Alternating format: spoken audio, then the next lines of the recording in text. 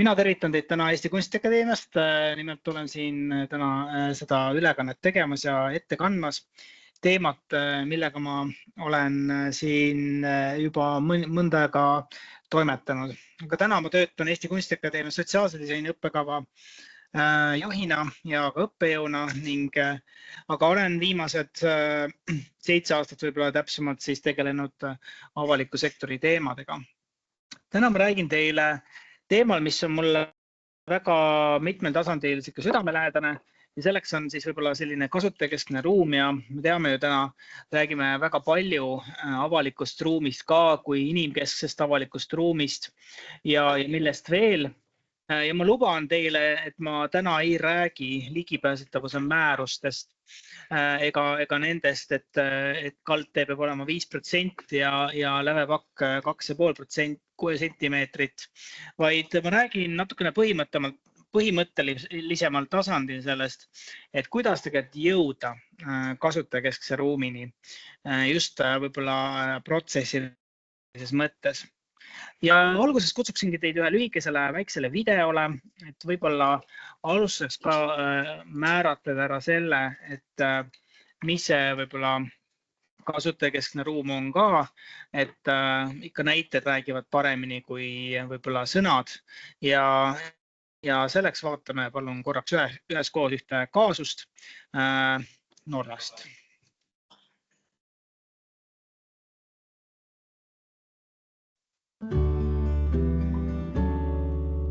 Schandorfs plass het egentlig Schandorfs gate og var en liten blindgate som endte i en 3 meter høy mur mot Fredensborgveien.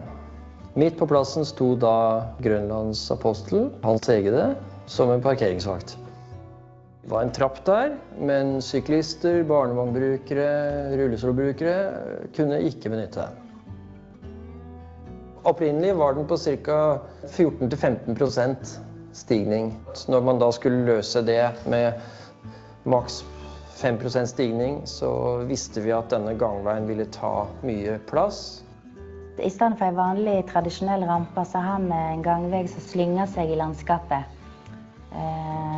Måten den ligger på, så er ikke det en typisk rampe. For hadde vi gjort en tradisjonell rampe, så ville den ha gått som en sånn zigzag med masse håndløpere og murer. Og da ville det nesten være en straff, tror jeg, å gå i den. Da ville en kanskje føle at denne rampen er laget på grunn av at jeg skal komme meg opp her, og da er ikke det universell utforming. Men jeg har tenkt at her skal vi lage noe som er for alle. Det er ikke for noe spesielle. Det er veldig naturlig at alle går den veien her. Det er kanskje mer naturlig enn å gå tropper, faktisk, for det er trivelig å bort og se på blomstrene, og du får opplevelser ved å ta den bevegelsen her. Vi startet dette prosjektet i 2005, og universell utforming var ikke så til de grader et vanlig krav den gangen. Som det er i dag nå, er det jo forankret i lovverket i mye større grad. Men det som vi jobbet med, i tillegg til fremkommelighet for de som ikke kunne gå i trapper, det var jo å sørge for god visuell leding for svaksynte gjennom området. Det skjer egentlig på 2 måter. Det ene er en veldig opplagt vei å følge et sett av trapper og plasser langs fasaden. Man følger en fasade som er trygg å gå langs. Den andre er å ta rampen uten at det er lagt opp til noen sånn spesielle ledelinjer, men det er en form for naturlig leding mellom et materiale på rampen som skiller seg veldig tydelig fra de grønne sidearealene. Lett å observere, og i tillegg er det kanter. I tillegg til å velge en beplantning som skal ikke være alt for vanskelig å vedlikeholde, og så skal være vakker å se på gjennom ulike årstider, så vi var veldig opptatt av å velge noe som ikke hadde allergener, sånn at det skulle være greit å gå gjennom det området for alle da. De har først og fremst fått en veldig hensiktsmessig og enkel og grei forbindelse til sentrum, gangforbindelse. Og så er det blitt en grønn lunge i et veldig urbanisert og tett område, som jeg tror mange setter pris på. Både for lunsj, for småbarnsmødre og så videre. Et lite pustehull.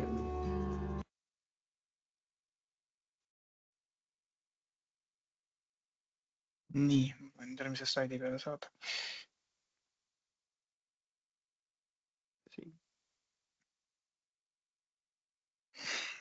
Mida see video meile võib-olla räägib, on sellest, et kui meil on reaalsuses süsteemsed barjäärid, olgu nendeks ehk siis olukorrad, kus kohas meil on takistused, millest kõik inimesed ei saa võrdväärselt üle, siis kui kunagise või varasema võib-olla käsitlusega ligipääsetavusest me lõime erikohandusi selleks, et nendest barjääridest kõik erinevad inimesed nagu ka nii-öelda jagu saaksid või tuleksid toime, siis ka kaasaegne see käsitlus inimkesksest linnaruumist või kasutajakesksest linnaruumist, kuidas kellele, võime öelda uuest määratlusest ligipääsetavusest.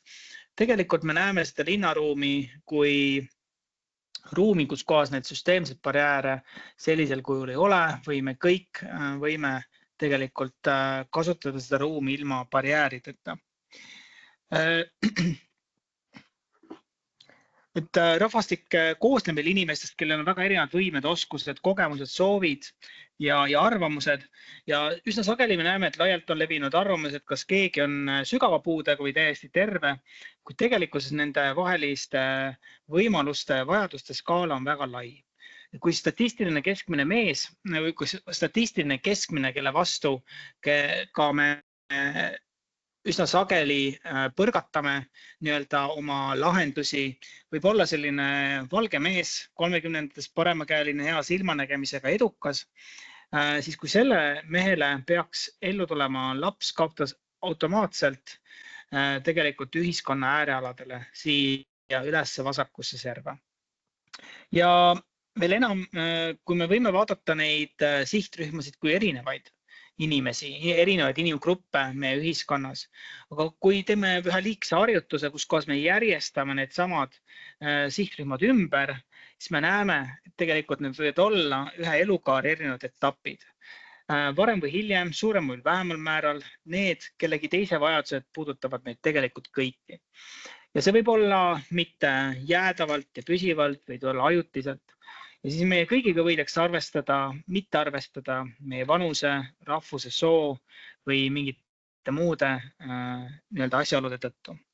Kui me võtame ka nendel samadel koolituspäevadel kasutatud ühte seda head näidismaterjali, milline on üks hea linnaruum, siis me näeme, et need mõisted nagu otstarbekus, mitmekesisus, eristatavus ja kohataju, ligipääsetavus, sotsiaalse sidudus on tegelikult kõik väga head märksõnad tegelikkuses.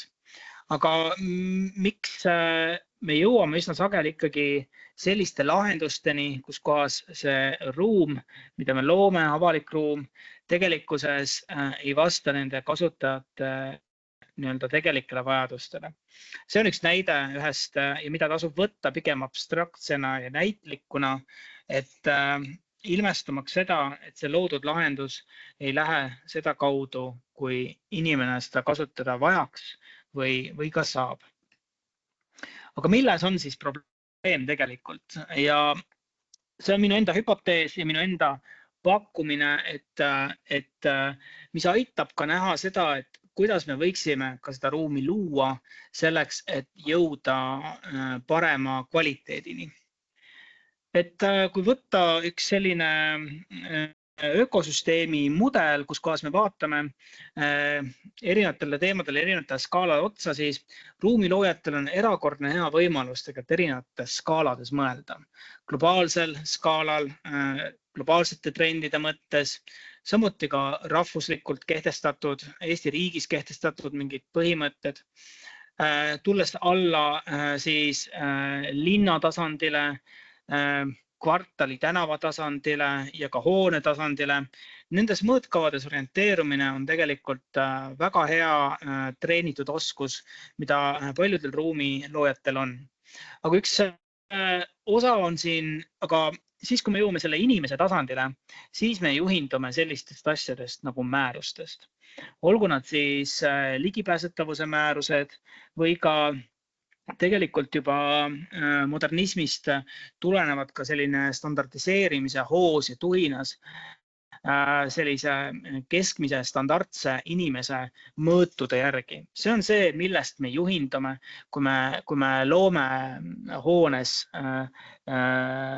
hoonetesse lahendusi. Loomulikult Le Corbusier modulaarse mehe siis kontseptsioon on omal ajal omas kohas teeninud oma eesmärki ja tänases päevas on see arenenud edasi. Me näeme juba palju mitmekesisemat, juba variatiivsemat käsitlust sellest, aga ta ikkagi on see ettekujutus sellest inimesest ja mitte see inimene ise. Kui me tuleme nüüd sammusid edasi ja vaataksime kriitiliselt, et kuidas me võiksime inimest ka käsitleda laiemas laastus, siis me näeme, et see, milline inimene on väljastpoolt, see nähtav osa, on kõigest see käitumise jäämäe tipp. Ja see on võib-olla selline mõttemudel, raamistik, mis aitab meil mõista seda, et me võib-olla on võimalik kaevuda ka sügavamalt, et osata lõpuks seda nähtavat ja kogetavat kõike paremini kujundada. Eks me näeme, et meil on mingid asjad, mis on nähtavad, aga see, mida nähtavad kujundab, on meie harjumused, on meie uskumused, on meie väärtuspilt, baasvajadused ja kõik, mis muu veel. Et see lihtsalt raamistab seda. Nüüd te mõtlete, ei no tore küll, aitäh, tegid nüüd meie elu veel keerulisemaks, et mis me siis nüüd tegema peame. Aga toon teid siia ühe näite juurde, mis võib-olla iseloomustab seda, et mida ma öelda tahan, aitab võib-olla kõige paremini iseloomustada. See on üks näide ühest Euroopa lennuväljast. Ma kutsuksin teid tegelikult kaasa selle arutelusse, aga ma vaatan, et mul aeg häbiväärselt jookseb nulli minu enda muidugi tõttu, aga ikkagi toon selle näite, kus koos ühes Euroopa lennujaamas oli mure. Ja Euroopa lennujaama juhtkonnale tuli info, et nende WC-d on ülerahvastatud. Ja lennujaama juhtkond enne, kui me kogunes ümber laua, mõttes, mida me nüüd siis teeme selle infoga. Ja seal hakkasid siis erinevad pakkumised pihta. Küll need WC-d on vähese, küll neid sai vähe projekteeritud, küll on joogi, kohviku alasid palju projekteeritud või lubatud. Küll on kuidagi liikumisvoogusid halvasti planeeritud või mis kõik muud. Aga enne kui otsustati minna ja ehitada siis WC-sid juurde, otsustati ühte asja teha. Ja nimelt otsustati minna ja uurida, milles see täpselt probleem on. Tellitigi siis üks kollektiiv antropoloogia seda probleemi uurima ja antropoloogid läksid vetsudesse vaatama, milles on siis see probleem. Et miks on need WC-d siis ülerahvastatud. Ja mis tuli välja siis selle näite põhjal, selle uuringu põhjal oli see, et ennekõike WC-d olid ülerahvastatud eakamate inimeste poolt. Aga mitte sellel põhjusel, mida esmapilgul võiks arvata, et WC-sid kasutatakse, vaid sellepärast, et eakad inimesed kasutasid sellepärast, et see oli vaikne ruum ja seal oli võimalik kuulda häälteavitusi. Kui lennuväravad muutuvad, kui lennud hilinevad, kui neid suunatakse kuhugi mujale, sest ülejäänud lennujaamas oli müratase liiga kõrge. Ehk siis, ja sellest tõttu sai hakata lennujaama juhtkond tegelema selle päris probleemiga, ehk siis müratasemega. Loomulikult, kui nad oleks ehitanud 3 korda rohkem WC-sid, tõenäoliselt oleks iga inimene leidnud endale oma WC, kus kohas vaikselt kuulata häälteavitusi, aga naljaka pooleks öeldes. Aga probleem oleks, ehk siis see kõrge müratase oleks siiski jäänud samaks. Ehk siis esimene võib-olla üks mõttemudel, mis aitabki seda mõelda, ongi see, et mõelda, et see, kellele me seda ruumi loome, tema võib tajuda asju teistmoodi, ka see probleem, mida me lahendame, võib selles kasutuskontekstis näha välja midagi muud. Et see on seesama kaart, mida inimesed vaatavad maismaad pidi, kalad näevad seda läbi merd mööda, merepinna kaudu ja see pilt on hoopis ju teine. Seetõttu kasutaja uurimus, kus kohas uurida seda probleemi konteksti, mis seda probleemi mõjutab, kus see kasutaja, kes seda kasutab, sõltumata, kas me räägime teenusest, mõnest tootest, aga keskkonnast või ruumist, siis on oluline mõistmaks seda tema pilgu läbi. Ja siin on ka pildid ja näited nendest, kuidas on võimalik minna sellesse probleemi konteksti, et paremini mõista seda. Toon teid ka ühele väikesele lihtsalt nii-öelda mikro uurimusele näitlikustamaks seda, kuidas erinevad perspektiivid võivad olla, erinevad vaated võivad anda erinevat pilti ka sellest nii-öelda probleemist. See on minu kodus, endises kodus, ukse, käe, pide ja selle kõrgus minu abikaasa silmade läbi. See on minu silmade läbi. See on mikrolaisne ahju kõrgus minu abikaasa silmade läbi. See on minu silmade läbi. Jällegi te näete, et need perspektiivid on hoopis teised ja tegelikult ka mina tajun ruumi erinevalt istudes toolis, ratastoolis või kui ma peaksin näiteks seisma. Samuti ka, kui ma kõnnin jala, siis ma astun üle teatud distantsi pidevalt. Ratasliikuriga ma sõidan läbi igasuguse tüki. Jällegi see aitab meil mõista võib-olla seda, et kuidas ka seda ruumi luua selleks, milline see ruumi kogemus on. Ja üks viis selleks on ka alati ei ole võib-olla ressurssi, ei ole võib-olla võimalusi kasutajauuringut teha ja siis teine variant on teha seda koosloomes. Kutsuda inimesed enda juurde ja ühiselt tegelikult planeerida, mõelda ja välja kujundada seda lõplikku lahendust, millisena me soovime näha seda soovitud olukorda. Ehk siis, kui klassikaliselt on uurija see, kes läheb selle kasutaja juurde ja toob raporteeritud kujul selle info siis tellijani, siis koosloomes või koosdisaini meetodil, kuidas siis toimub see protsess kõik üheskoos. Nüüd loomulikult võiks küsida, et okei, mida ma nüüd tegema pean, mul on kogu aeg ju piiratud vahendid, ressursid. Ja jätangi teile lõppeks siia viimase näitena selle, et alati see ei tähenda seda, et kui kasutaja tahab kuldse käepidemega käepuusid, siis seda peab alati ka tegema nii, kellegi soov on. Vaid pigem on küsimus selles teadlikkuses, pigem on küsimus teadlike valikute tegemises, et kui kitsastes tingimustes, kus meil ei ole võimalik 2+2 maanteesi teha linnaruumi väikestele kodutänavatele, siis on teadlik olles nendest ruumivajadustes võimalik võib-olla teha mingid kohad, kus kohas ikkagi on võimalik mööduda teisest liikumisest. Nimelt need on olnud mõnikord need arutelud, kuhu on välja jõutud, et sageli ei ole võimalik kõiki vajadusi katta, aga mis võivad ruumi osas olla. Aga teadlikud olles need vajadustest, meil on võimalik teha targemaid otsuseid. Kas teha mingisugused möödumiskohad vajadusel näitena kuskil tiival laiemates kohtades või mis veel. Ma lõpetakski selle ettekande 4 mõttega, mida sooviks teile kaasa anda. Et kasutajakesksus algab kasutajakesksusest.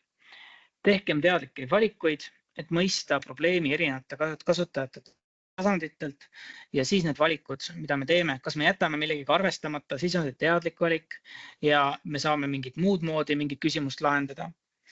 Koosloome tähendab üheskoos, mitte kellegi jaoks loomist ja minu väga suur soovitus on see, et kui järgmine hange tuleb, kirjutage hankesse erinevate kasutajatega koosloome protsessi sisse. Kes iganes peab hakkama looma seda tulevast ruumi, oleks kohustatud kaasama ka kasutajaid sellesse protsessi. Siin ma mõtlen siis lõppkasutajaid. Suur tänu minu poolt.